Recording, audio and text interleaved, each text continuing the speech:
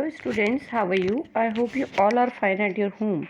Today we read unit number 4 of the civics. आज हम लोग पढ़ रहे हैं एसएसटी में civics का यूनिट नंबर 4, जिसमें हम लोगों ने यूनिट नंबर 3 तक हमारा जितना भी लॉ होता है और लॉ में क्रिमिनल लॉ, इसके अलावा ये सारी चीज़ें पढ़ ली थी। आज हम लोग पढ़ रहे हैं यूनिट नंबर 4, जिसमें है चैप्टर नंबर 7 अंडरस्टैंडिंग माइग्रेनिलाइजेशन। ठीक है, अब ये माइग्रेनिलाइजेशन क्या होता है इसके बारे में हम लोग पढ़ेंगे। चैप्टर का नाम है, हिंदी में से बोलते हैं हाशियाकरण की समझ। देखिए बच्चों, मैं चैप्टर को स्टार्ट करने से पहले आपको बता देती हूँ कि जो माइग्रेनिलाइजेशन होता है ये एक तरह से एक ऐसी चीज़ है जिसमें कुछ व्यक्तियों को, कुछ मतलब ग्रुप होते हैं, उस ग्रुप में से कुछ इंसानों को या कुछ पर्सन्स को क्या कर दिया जाता है, निकाल दिया जाता है, उनके राइट्स को छीन लिया जाता है, उनको बिल्कुल सोसाइटी से, रिलीजियस से, हर चीज़ से क्या कर दिया जाता है, उनको अलग कर दिया जाता है। तो इस चैप्टर में हम लोग यही पढ़ेंगे कि ऐसी चीज़ें या ऐसी कुछ बातें जिसमें किसी, जैसे हम लोग का एग्जाम्पल लेते हैं, हम लोग की कॉपी होती है, नोटबुक होती है, तो नोटबुक में क्या होता है, आप लोगों के एक साइड में प्लेन पेपर होता है, एक साइड में लाइनिंग वाला पेपर होता है ना। तो लाइनिंग वाला जो पोर्शन होता है उसे तो आप ऑलमोस्ट यूज़ कर लेते हैं, लेकिन जो एक प्लेन साइड वाला पेपर होता है उसे आप क्या करते हैं, यूज़ नहीं करते हैं, यूज़लेस होता है। तो लेकिन वो कॉपी का पोर्शन तो माना गया है ना, कॉपी का एक पार्ट तो है, लेकिन हम लोग उसको क्या कर रहे हैं, यूज़ नहीं कर रहे हैं। तो सेम थिंग यहाँ भी यही होता है। ये मार्जिनलाइजेशन जो होता है ये भी एक यही चीज़ है। इसमें भी एक ऐसी चीज़ जो इंसानों को, मतलब है तो सही, सोसाइटी में तो रख रहे हैं, लेकिन उनको कुछ भी अधिकार नहीं दिए जाते हैं, उनको किसी भी कैटेगरी में शामिल नहीं किया जाता है। अभी हम लोग इसमें और एग्जाम्पल्स भी पढ़ेंगे।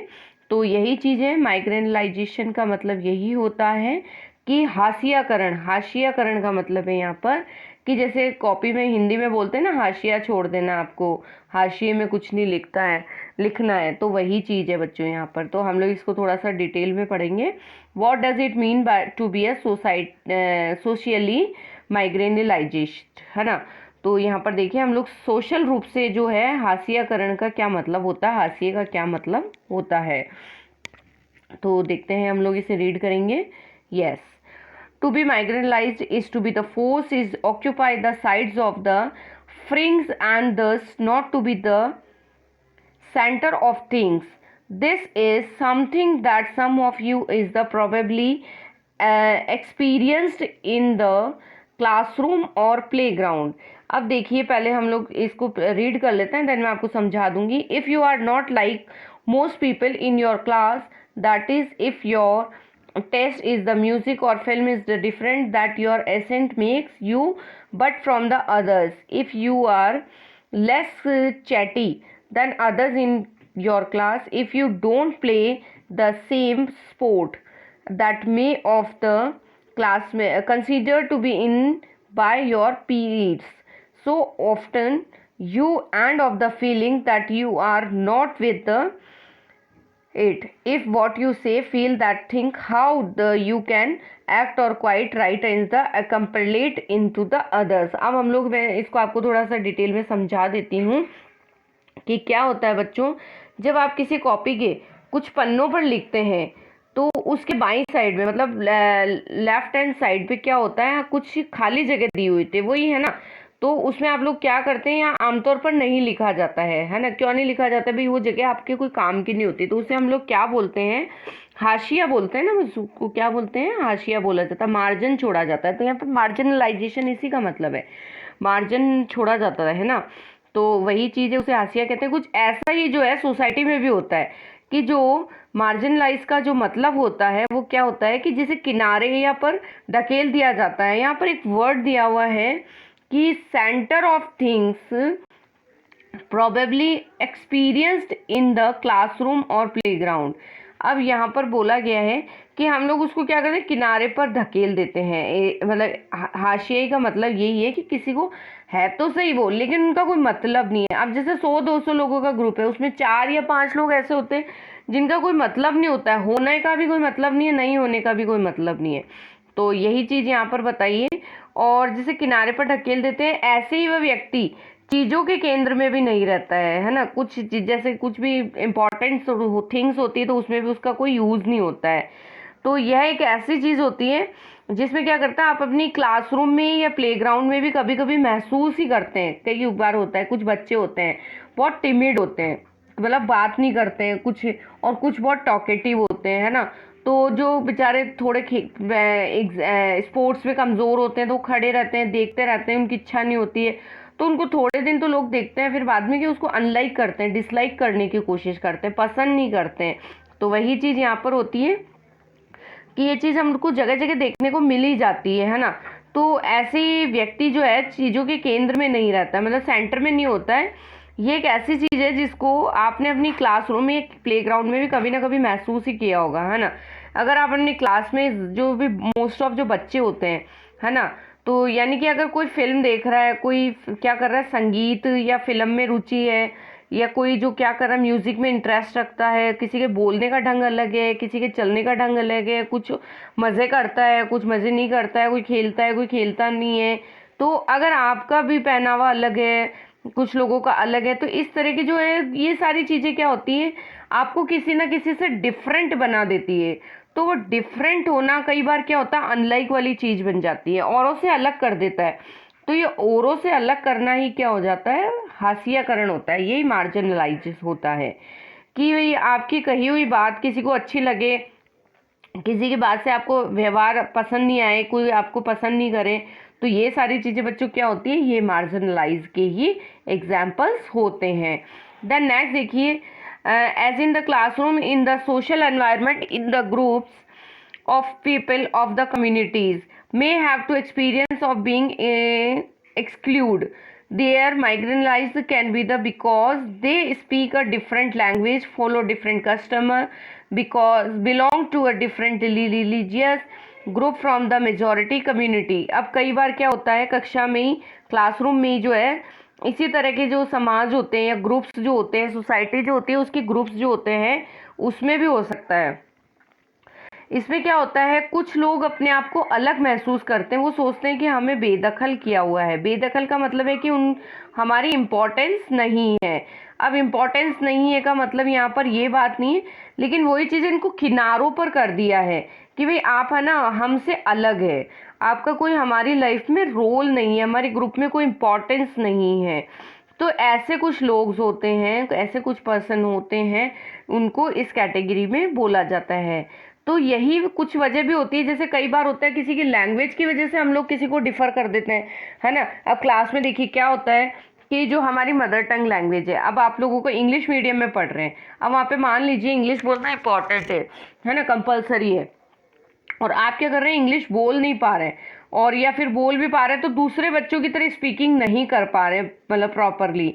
तो जो आप लोगों का वे ऑफ टॉकिंग होगा, तो उसमें या तो आपकी मदर टंग जो लैंग्वेज होगी वो निकल कर आ जाएगी, या फिर उसमें क्या होगा कि आप ना बहुत ज़्यादा अगर वर्ड्स यूज़ करेंगे तो आपके वही कुछ एरर्स भी हो जाते हैं, कुछ आपकी मदर टंग लैंग्वेज की वजह से आपका टोन आ जाता है, मारवाड़ी टोन हो गया या तमिल टोन हो गया, जो भी जिस कस्टम से, मतलब किस भी स्टेट से बिलोंग करेगा, तो उस वजह से भी है ना डिस्क्रिमिनेट हो जाते हैं कुछ लोग। कई बार होता है लैंग्वेज के बाद में आ जाती है, बाद में कम्युनिटी। कई बार होता है जो रिलीजियस की वजह से, भाई सब जगह जो हिंदू कम्युनिटी के लोग हैं और धार्मिक मतलब है, और कहीं पर 2-3 मुसलमान आ गए तो उनको हम लोग क्या करते हैं, हीन भावना से देखने की कोशिश करते हैं। तो ये सारी चीज़ें क्या है, मार्जिनलाइजेशन के ही एग्जाम्पल होते हैं। ऐसे ही देखिए बच्चों, यहाँ पर कुछ के रीति रिवाज जो होते हैं अलग होते हैं, कुछ दूसरे रीति रिवाज अपनाते हैं, और जो है भाई कुछ जो होते हैं, आधे से ज़्यादा लोग एक धर्म को अपना रहे हैं और कुछ जो 4-5 लोग अलग धर्म को अपना रहे हैं। तो जो 4-5 लोग अलग धर्म को अपना रहे हैं उनको हमने क्या कर दिया, मार्जिनलाइज कर दिया, अलग हो गए वो। कुछ होते हैं पुअरनेस के कारण। अब ये डिस्क्रिमिनेशन तो हर जगह देखने को मिलता है कि भी पुअर और रिच का जो डिस्क्रिमिनेशन होता है वो तो हर जगह होता है। एक जो फेयर और ब्लैकिशपन के कारण हो जाता है, तो वो रोज़ा पार्क वाली जो स्टोरी थी हमने पढ़ी थी, है ना, वाइटिश वाली, तो उसकी वजह से हो जाता है। तो ये सारे डिस्क्रिमिनेशन जो है ये बच्चों क्या है, ये मार्जिनलाइजेशन ही है। तो इन सब की वजह से क्या होता है, हम कई बार किसी को कम हैसियत का भी मान लेते हैं, कई बार, है ना, धर्म की वजह से, लैंग्वेज की वजह से, है ना, इनकी यही कारण होते हैं। उसके बाद में हम लोग देखते हैं यहाँ पर कि they experience of sense disadvantage and the powerlessness vis-a-vis more powerful and dominated sections of society who own land, are wealthy, better educated and political powerful. Thus marginalization is the seldom experienced is one sphere. Economic, social, cultural and political factors work together to make certain groups in the society feel marginalized. अब देखिए कई बार कुछ ही और भी reasons मैं आपको बताती हूँ कि जो फासले होते हैं अलग अलग कर दिए जाने का, यह भी एहसास समुदायों को संसाधन और मौकों का फ़ायदा उठाने से भी रोक देता है। भाई कई बार होता है कि इनको जॉब्स भी नहीं मिल पाती है, जिनको माइग्रेनलाइज कर दिया जाता है, जिनको किनारों पर ला दिया जाता है या किनारों पर जिनको छोड़ दिया जाता है। किनारों पर छोड़ने का मतलब है कि सोसाइटी से उनको अलग थलग कर दिया जाता है।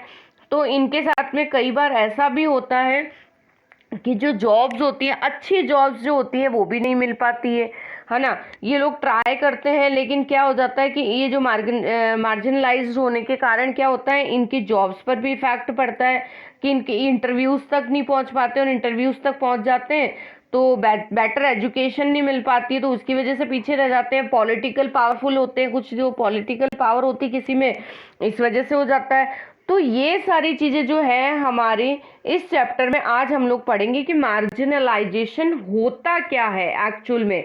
तो यहाँ पर जो है कि केस स्टोरी दी हुई है, जो ये केस स्टोरी है बच्चों, ये एक आदिवासी की है ना। तो इसके बारे में हम लोग पढ़ेंगे। लेकिन अब इस चैप्टर में जो है you will read about the communities that are the considered to be the socially marginalized in India today. कि आज भी हमारा इंडिया इतना डेवलप्ड हो चुका है, इतना मोर सक्सेसफुल ग्रोथ कर रहा है, बट ये मार्जिनलाइजेशन जो प्रोसेसिंग है ये आज भी everywhere, we can see everywhere, हम लोग देख सकते हैं कि ये हाशियाकरण का जो महत्व है ये अभी भी हमारे समाज में, हमारे देश में है। अब इसके कारण क्या होता है, कई बार बहुत ज़्यादा लॉसेस भी होते हैं। कई लोगों को अपने इसकी वजह से बहुत गिल्ट फील होता है और वो लोग क्या करते हैं, अपने आप को बहुत हीन दृष्टि से देखने लगते हैं। तो हम लोग जो केस स्टोरी है यहाँ पर एक छोटी सी, वो हम लोग नेक्स्ट वीडियो में पढ़ेंगे। तो मैंने अभी आपको बताया कि मार्जिनलाइजेशन का मतलब क्या है एक्चुअल में और सोसाइटी में कैसे हावी हो रखा है। ठीक है, तो नेक्स्ट वीडियो में हम लोग इसको पढ़ लेंगे।